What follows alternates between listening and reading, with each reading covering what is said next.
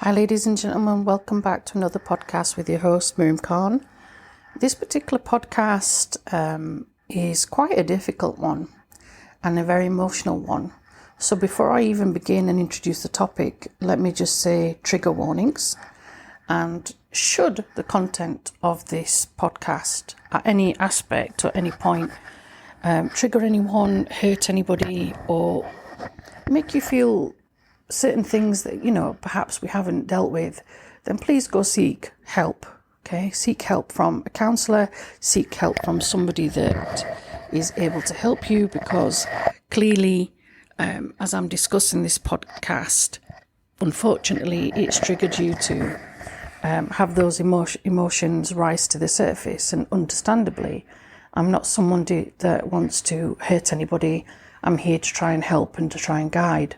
Okay, so this podcast title is about shame and carrying aspects of shame and carrying aspects of shame that maybe has come from very, very traumatic and very triggered, very PTSD symptoms, or things that we've gone through, things that we thought we've healed from, but clearly in some respects we haven't. Okay, so let me clarify what I mean by that. I mean, all of us at some stage in our life, we go through aspects of shame. And let's just clarify what I mean by that, because in some contexts, shame can mean one thing and it can mean something completely different in another context, and especially in another culture, as I've learned as you're traveling through the world. Okay, shame obviously is something, as we're in our society, we're made to feel it, we understand it. Okay, it could be like embarrassment. It could be that you feel bad about a particular thing, a particular item. It could be that there's part of you that feels ashamed about maybe your body, okay, your results, perhaps your position, your particular place in life. It could be that you feel isolated, you feel dislocated, disconnected from certain people. You might be somebody that's very much an introvert, okay? And you feel unworthy. These are all very identifiable aspects of shame, okay? And some of them are more so in the limelight than others. But the shame that I'm referring to, the one that I said to you that hopefully it doesn't hurt anybody, hopefully it doesn't trigger anybody, but if it does, I hope that you go and seek some help, and I hope that you go and seek some guidance, is shame that we don't talk about. Okay, shame that has been brought by perpetrators, brought by people that have unfortunately abused us, people that have caused us trauma, people that have gone out of their way to alienate us, or to basically sabotage our relationships. It could be shame that we felt within our community and our families. And like I said, this is on so many different aspects, so many different trigger points, so many different variations of it, that the list can go onwards. Okay, some individuals, when either I've counseled them at some aspect, or it's actually somebody that I'm aware of, or things I've actually experienced myself. Okay, we're in this society where when things happen to us, we are very much burying quite a lot of the pain that we go through. We feel embarrassed at times for various reasons to explore those feelings, those emotions, that pain, whatever it is, whether it's you feeling unworthy, whether you're feeling not good enough, you might be feeling inadequate, you might be feeling broken. You might be feeling that you're in the wrong constantly, even though you're not, but it's your perception that's making you feel that you're in the wrong. You might be feeling unlovable. You might be feeling like you really don't belong here in this particular group. It could be the mindset you're in, okay? You have this feeling that perhaps other people don't like you, your co-workers don't like you, your friends. You may be aware that certain people constantly see your flaws, even though your flaws may be something that they actually value, okay? But all these aspects sometimes trigger this aspect of shame. And shame is something we all are aware of. We all are able to deal with it, okay? However, the one, like I said, that I'm talking about is on a far more different aspect and different level, because even though the particular incident that's traumatic, extremely traumatic, hurtful, painful, is shameful for us, okay, we can't put it into words, because when we do that, it's definitely real.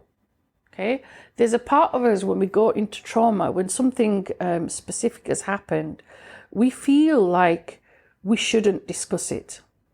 We shouldn't let other people know because we feel ashamed. We carry that burden. And sometimes we don't realize we're carrying that burden with us, and it's not ours to carry. Think about that for a minute.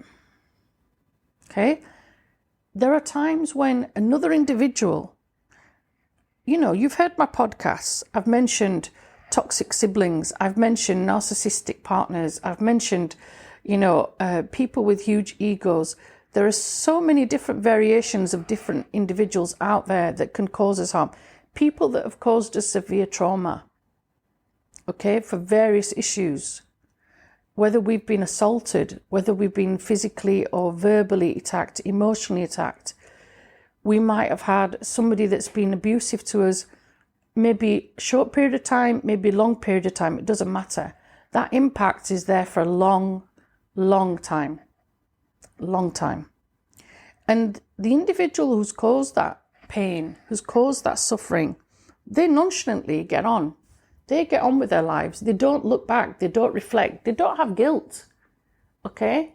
And they're the ones that don't have shame, because they continue hurting others. They continue carrying on that trauma cycle, the pattern of behavior. Okay? And often they're in denial about the fact that they've hurt somebody, i.e. you.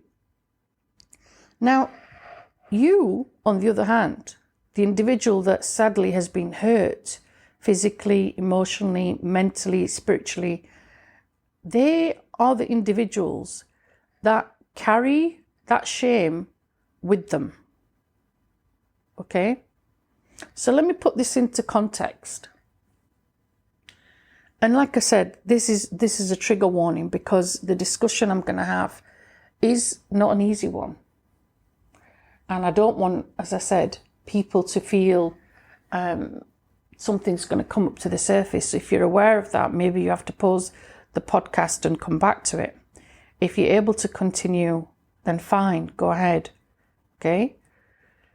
Think about a situation severe enough of abuse.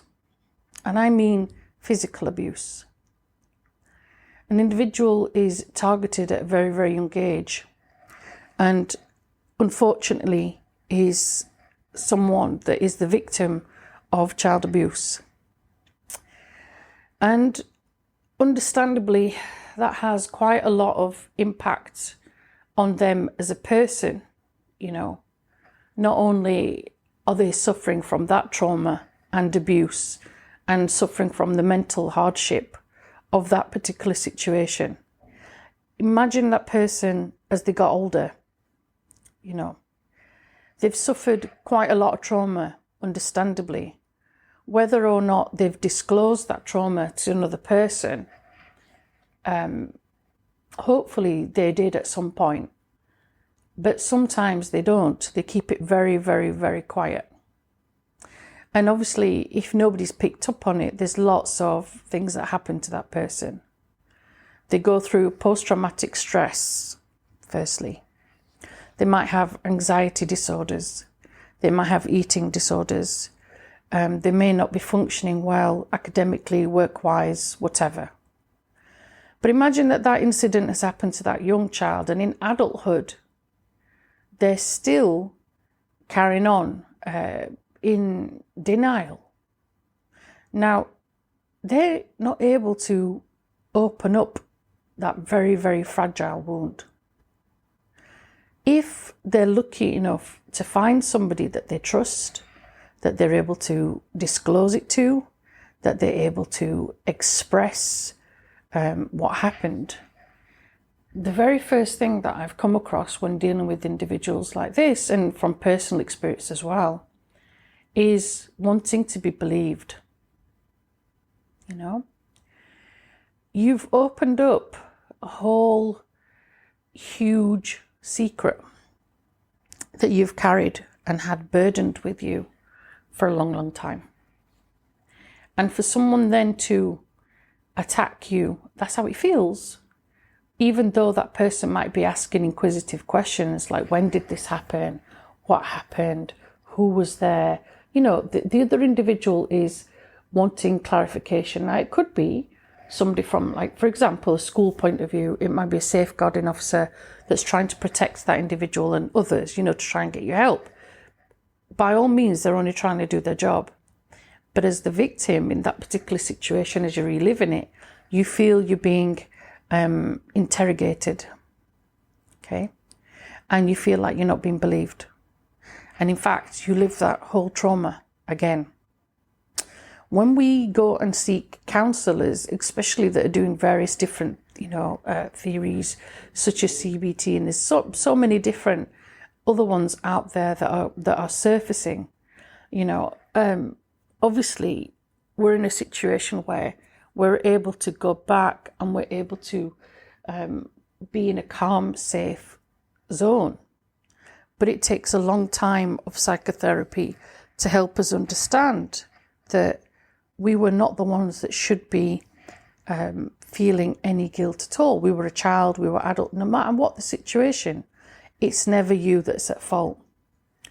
But this shame ideology that I'm talking about is something we hold as a victim deep within us. We feel embarrassed to admit that we were raped or attacked or abused, even emotionally attacked, financially attacked. Like I said, there's just so many different levels out there now. We might be feeling threatened. We might be feeling yelled at. We might be feeling something's wrong with us. We might be feeling our physical body is just shutting down as we're trying to express what happened. We might feel that our issue, our situation shouldn't be disclosed. It shouldn't be discussed because there's nothing wrong with it when clearly there is. We might feel that our brain is clogging up, being frozen.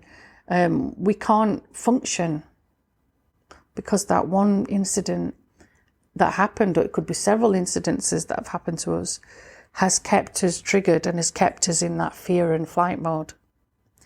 And shame is one of those things that unfortunately is prevalent in our society, and there's no escape from it.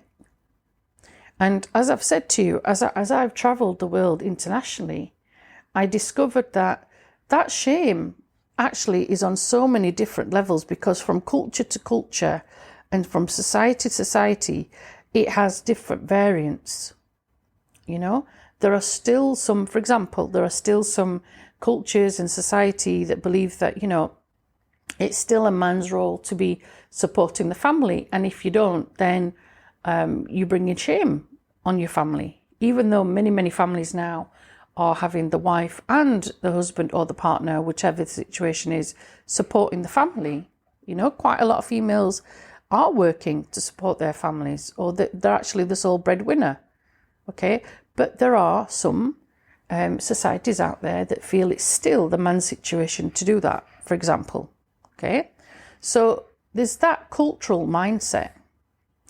And, from a woman's point of view, sometimes that's intermingled. It's slightly different because there's different expectations that's placed on us. Okay, so, there's still some cultures that have that mindset that it's the woman that should look after the house and look after the children and look after the role. Sometimes that's mixed, sometimes it's not. It will vary from family and culture to culture.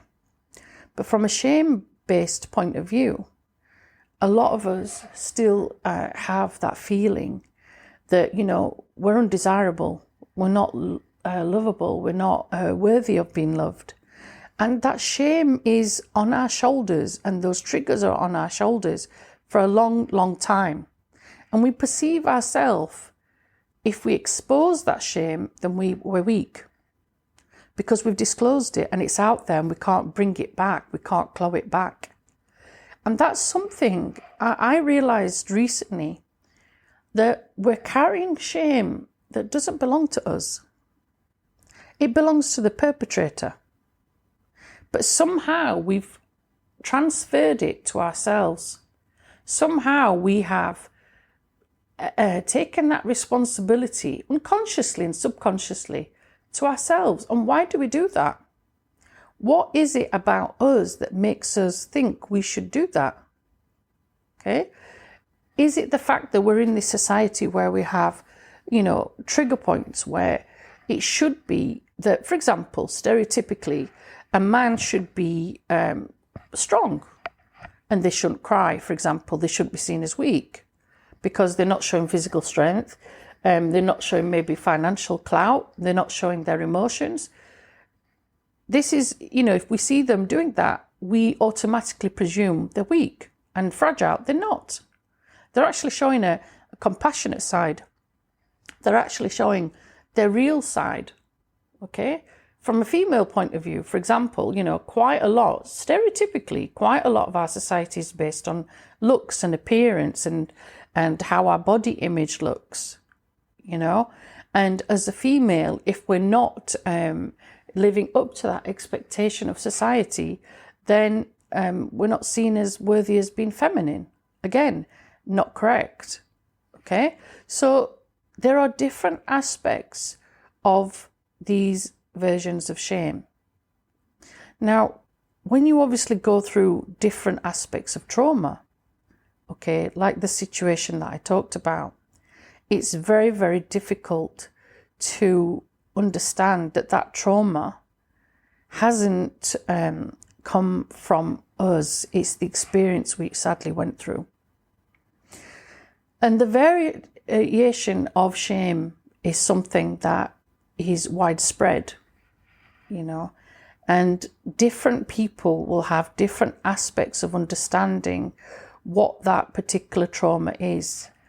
When sadly we've been sexually assaulted, in very worst case scenarios, raped, then there are different, ways of us trying our very best to deal with that and to try and get over that and to try and, come to terms with that.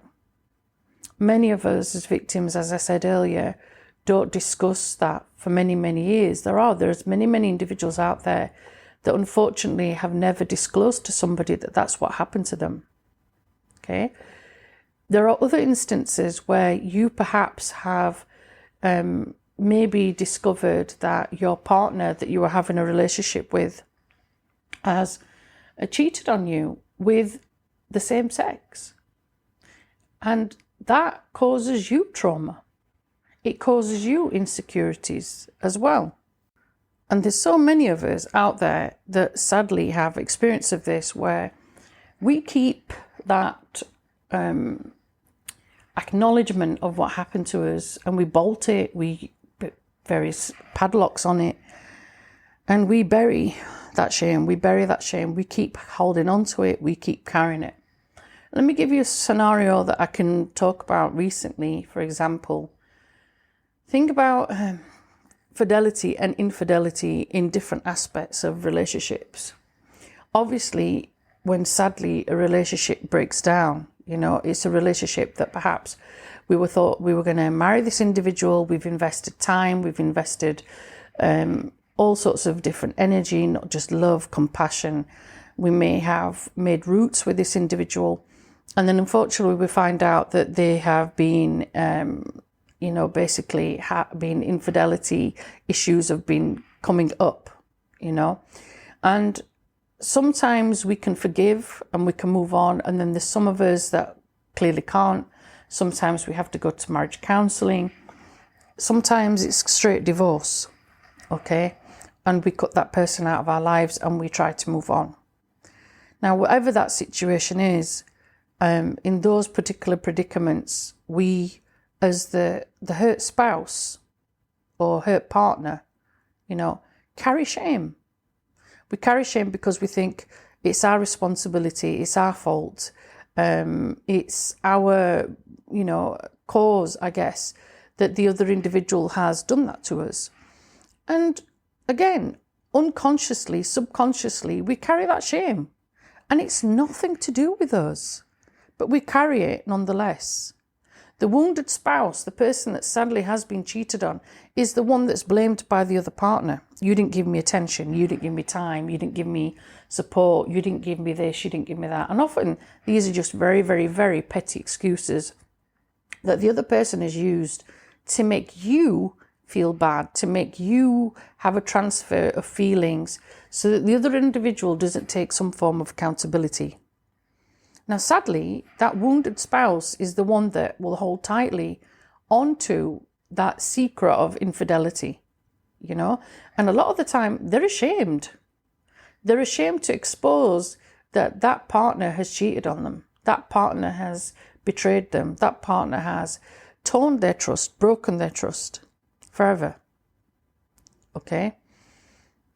What do you do though when you find that that person has betrayed you with someone of the same sex? That is a devastation, and that is a shame aspect and betrayal aspect that's on a whole different level. And in our world, when so many individuals now are in so many different categories, they're exploring different aspects of their sexuality and so forth, some individuals still will not take accountability for their actions. They may be exploring their sexuality. The knock-on effect is it's got an impact on you as their partner. It's got a knock-on impact for you as them being, basically they've been disclosing the fact that they haven't been loyal to you, the fact that they have been cheating, okay? Whether you're in a marriage or not. And that shame is something that is clicked onto us, okay?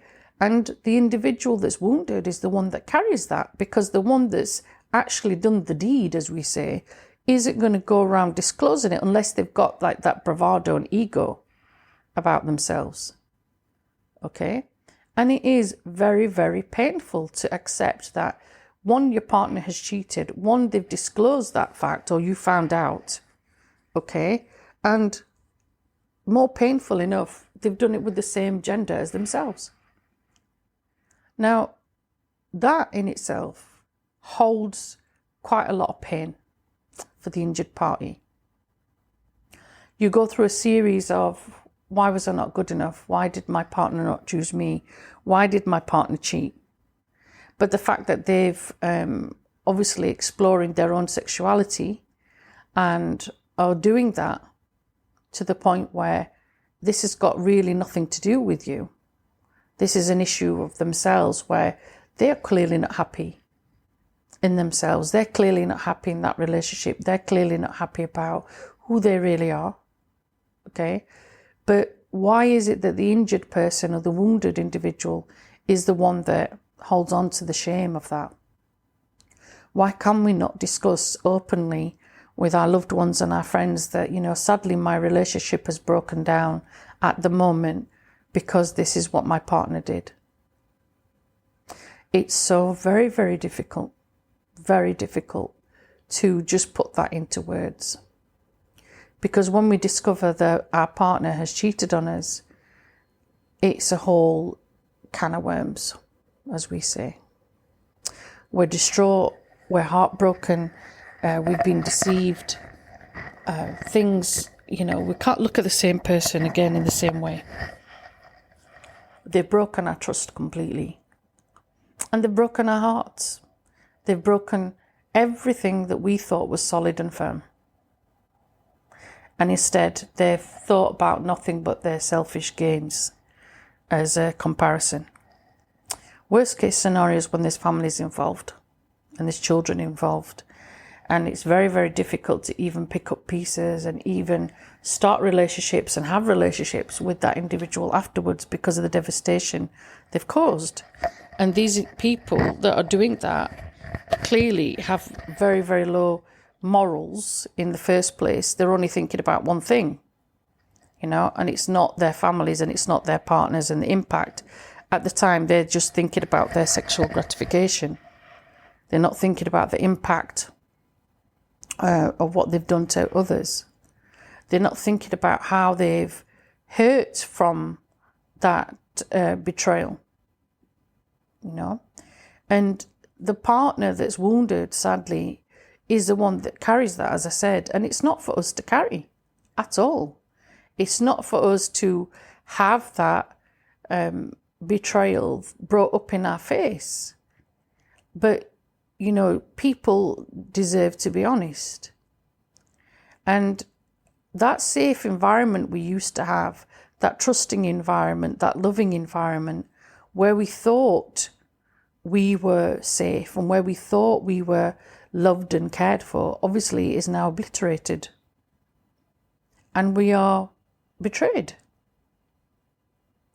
So in that particular aspect, there's shame that we've carried because we feel that we shouldn't disclose that, for example, my partner's cheated on me. That's one aspect. The other aspect is my partner's cheated on me with the same sex. And it's very, very difficult for us to even put it into words because it's betrayal, and it's also, in some respect, a moral injury to us as a spouse, as a partner, And sometimes the signs aren't always there. Sometimes these situations come as a thunderbolt. And the individual doing this has no repercussions initially. They seem to have no understanding of any moral compass, of the pain, of the betrayal, of the, trauma that they've caused. More so if it's come from somebody that's got this big ego, they've got this covert narcissism, maybe they're coming from it from somebody that likes to go and inflict pain and cause trauma. These are some of the issues I've obviously discussed in other podcasts, but they clearly do come up because a lot of the characteristics of these people have that, and it's not easy, as I said, to move through this and to recover from this. It's not. And it's not fair to the individual who's not done anything. They're quite innocent, actually. The partner that hasn't done anything to hurt anybody. They're just, unfortunately, the victim that's caught up in this scenario. Okay? And they're trying their hardest to understand why their partner's done what they've done. Hopefully they're not their partner anymore. That's another thing that they have to then go through. Not just the breakup, but the grief and the healing. So there are different aspects of shame that we carry. Definitely. And each of these has a different aspect overall. Now, no matter the scenario, whether it's post-traumatic stress, whether it's a relationship that's broken down, friendship that's broken down, your shame that you are carrying, needs some form of therapy. It needs good friends around you to help you, and it needs time. There are many of us that will keep bottling that trauma and keep bottling that shame. And we do it because it's our normal way of, getting through situations and getting through our day, I guess, and our routine. Unfortunately, sometimes these things come back to bite us, much, much later on, as I discussed earlier. And if that is somebody that is out there that's listening to this, maybe sadly, many, many years ago, you experienced that, and unfortunately, you weren't in a place to seek guidance, you weren't in a place to seek help, and you feel you're able to address that, then please do. Please do, because please understand that you're not someone to blame. You haven't done anything wrong. This isn't your shame to carry, and you won't realize it, but when you start to have some counseling or therapy and you're trying to get to the root of this, that, the guilt and the shame, they're not the same emotion. They're not at all. Okay? And we need to move past that. We need to understand the relationship between those two. And sometimes we need to rethink or recalibrate, I guess, the way that we examine ourselves and the way that we are very critical towards ourselves. And we need more compassion. Some of us might be very, very blessed to have really good, close friends that are understanding, that are kind, that are sympathetic, and they're there for us. We might also be very blessed to have a good, close family network. Some of us aren't in that situation at all. But either way, we need therapy. We need somebody to help us through this situation. And we might have had coping methods as well all the way through. We might have had triggers that happen. We've done this in survival mode, to be honest with you. And we've done this because that's our only way of knowing how to get through. And often, that shame that we felt, whether it's as an adult or whether it's a child or whether it's our inner child that is triggered, right? Because we're thrown back into that childhood place. It's knowing what those triggers are. It could be certain smells, it could be certain places, it could be certain fabrics, it could be certain music, it could be a certain place where those triggers of shame often come up. And obviously they make us relive that part of past. And some of us will try very, very hard to block it out. We'll try to bury it. We'll try to hide it, and many of us cope in different methods. And when I say cope in different methods, I'm talking about different substances that are out there.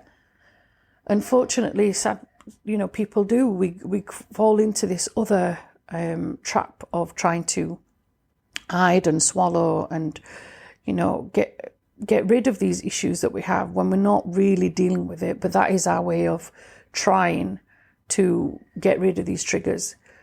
Ideally, it would be great if we could go and seek professional guidance. It's not always easy. It's expensive. I appreciate that. And each place has a different way of getting into different, outlets of help. Sometimes you're on a doctor's waiting list for a long time. I understand that. This is why journaling is becoming quite trendy. Talking to good friends, talking to people in a positive way, and having a friend that's understanding. Sometimes we listen to meditative music. Sometimes if that trigger happens, it might be that we need to know deep breathing techniques. We need to know what to do. But really, the core of it is we need professional help. We need someone that understands us, understands our triggers, and understands how we can deal with that without feeling shame as well that we've been triggered, because that's another ball game in itself. Okay? What we don't want is our whole being to corrode away, decay away, and for us not to get addicted to different substances or different types of things as another trigger point in trying to deal with this, because it's not our fault. It really is not our fault. We're trying to get through this. We're trying to heal. We're trying to move forward, and it's not easy. And like I said, that trauma can be worked on. It can be recalibrated. It can be, with the right resources and the right people, it can be something that you can work on and move forward from. And we get to a place where the more open we are, the more we're able to deal with these situations. We realize it's not us that's at fault. And it's not us that are, should be carrying that shame. And you feel alleviated when you do start to discuss this with someone that's professional. Okay? They're there to help you. They give you the right resources, the right compassion. And, we change our mode of thinking from being negative to positive. And none of this is going to happen straight away. It takes time to invest in that healing. So if you've been listening to me, and sadly and unfortunately, if I've triggered you in any point or way, obviously, like I said at the start, please seek help. Please go see someone. Even if it's just disclosing something to a friend. That's your first step. Having someone that you can trust, someone that you can talk to, somebody that is not going to be judgmental, someone that has got your care and compassion, someone that loves you unconditionally, and someone that's not going to reject you or not believe you. Once you've hopefully done that, you're on the first step. And if you're listening to this podcast and this isn't applicable to you, but perhaps there's someone in your life that this reminds you of, perhaps someone that you know is going through this, or perhaps you just know there's just something not quite right. You know, we always know, don't we, in the pit of our stomach, that our friend is not being themselves. It could be, like I said, from a relationship, from tragic circumstances in our childhood, adulthood. It could be a variety of things. But if you are that kind, compassionate friend who's listening to this at the moment, you might be thinking, oh, hold on, this is like my friend at the moment, and what can I do to help them? Well, now you know.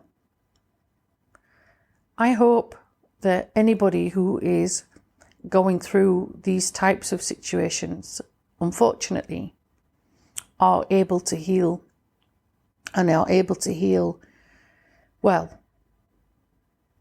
And I think it helps to know that other people have gone through that. It helps that we have, unvoiced these shame ideals and these traumas that before we wouldn't discuss. And even for myself, as I'm discussing this with you on this podcast, I'm understanding that it's not an easy podcast to record, because I have first-hand experience of a lot of the situations I'm talking about. But I also know, personally for me, I have my own healing journey, as do many other individuals. And that's one of the reasons I started my podcast, was to help people out there, including myself.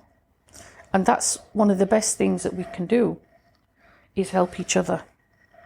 And after all, we're not alone. And that's one thing I think we all need to realise, that we're not alone on this journey, and that we can discuss very intimate individual scenarios with people that are in our closed circuit. And I hope we have all got someone out there for us. And if we haven't, then it's time to try and find someone, because we're not alone. We have people around us that care. And if we don't, then it's time to change your circle. So wherever you are in your journey, just remember, keep asking yourself those intimate questions. And I really hope that you have a beautiful journey of recovery and a beautiful journey of healing. And I appreciate it's not an easy one. It's a rocky road at times. But what I will say is you come out of it the other side. And some things you'll never forget, but you will heal from. And some things you think you never can move forward from, but you can. And sometimes by voicing what's happened to you and being intimate with what's happened to you, by disclosing it, can help other people too. This has been Miriam Khan at Raise Your Vibes. Much love on your healing journey, and thank you for listening on a very intricate topic.